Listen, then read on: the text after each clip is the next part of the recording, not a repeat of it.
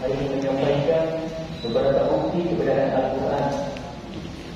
Yang pertama, kebenaran Al-Quran ketika seorang ilmuwan yang berasal dari Amerika, jurnal online, menemukan bahwasanya ada setiap tumbuhan atau pepohonan mengeluarkan getaran ultrasonik, di mana ketika diubah getaran ultrasonik ini, suara ultrasonik ini ke dalam gelombang elektrik optik, maka ketika dia setiap bergetar suara ultrasonik tersebut yang berasal dari tumbuh-tumbuhan atau pepohonan selalu membentuk lafaz Allah. Artinya itu sudah ada di Al-Quran. Wa kullu fi falakin yasbahun. Setiap ciptaan Allah semuanya bertasbih memuji Tuhannya. Bahkan di surat lain dikatakan tidak ada satupun yang Allah ciptakan kecuali seluruhnya memuji Tuhannya. Akan tetapi kamu wahai manusia tidak mengetahui, tidak mengerti bagaimana cara mereka bertasbih. Dan Allah Maha Pengatur dan Maha Penyayang. Maka dari itu, ini membuktikan bahwasanya Al-Quran sesuatu yang benar. Di awal abad ke-19 baru ditemukan bahwa beberapa perkara di Al-Quran.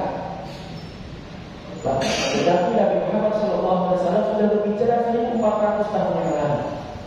Kemudian yang kedua, ternyata sidik jari yang biasa kita gunakan sebagai syarat ketentuan dari setiap dibaca, itu ternyata Nabi Muhammad juga sudah berbicara melalui Al-Quran yang disampaikan. Dalam surat Al-Qiyamah ayat 3, la uqsimu biyawmil qiyamah wa la uqsimu bin nafsil lawwamah ayahsabu insanu alla yajma'a idhamah.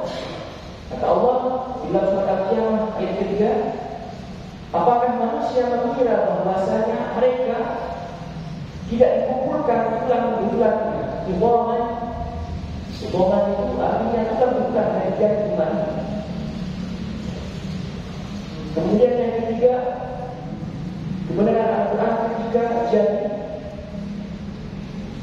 ilmu kedokteran embriologi meneliti bahwasanya proses kandungan dari awal pembentukan janin sampai terakhir, bahwasanya segumpal darah kemudian bermula tulang belulang dibungkus dengan daging, kemudian Allah ciptakan makhluk yang lain. Ternyata urutannya itu sama persis seperti di dalam surat Nur.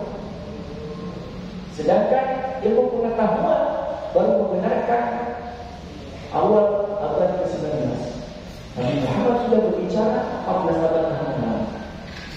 Kemudian ada surah di dalam lautan, di dalam surat Al-Rahman, Marajal Bahrain Al-Taqiyah, bahwasanya ada dua air tawar dan air asin yang mereka saling bertemu tetapi tidak bisa bercampur.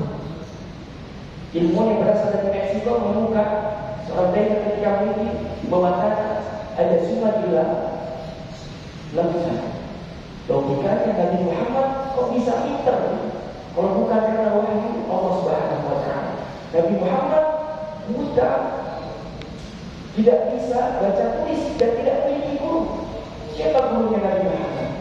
Kalau bukan wahyu dari Allah Subhanahu wa Ta'ala. Makanya kata Allah, wa inna ma'alaika al-balagh Nabi Muhammad. Sesungguhnya engkau hanya tugas menyampaikan saja, tidak ada yang lain. Makanya salah satu kitab suci yang satu-satunya yang memisahkan antara perkataan Tuhan dengan perkataan manusia cuma di Islam. Seluruh Al-Quran semuanya perkataan Allah, kecuali hadis Nabi SAW. Kalau kita sudah mengetahui kebenaran Al-Quran, pertanyaannya sejauh mana kedekatan kita dengan Al-Quran? Karena nanti di yaumil qiyamah ada banyak syafaat yang akan kita peroleh. Yang pertama syafaat dari Al-Quran. Al-Quran yang kita baca, yang kita merasakan lelah, bosan sampai ngantuk karena kita membaca Al-Quran selalu. Nanti tidak menyangka Al-Quran yang kita baca berbelah-belah sampai bosan, sampai ngantuk.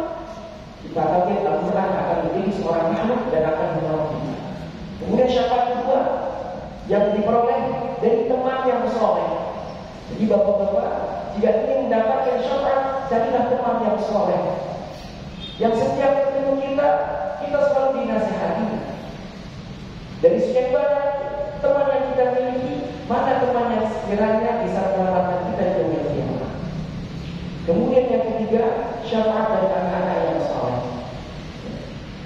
Maka dari itu, jika kita mengetahui kebenaran Al-Quran, maka semoga kita menjadi orang-orang yang senantiasa selalu semangat membaca Al-Quran. Kalau tidak sanggup satu hari satu juz, setengah juz.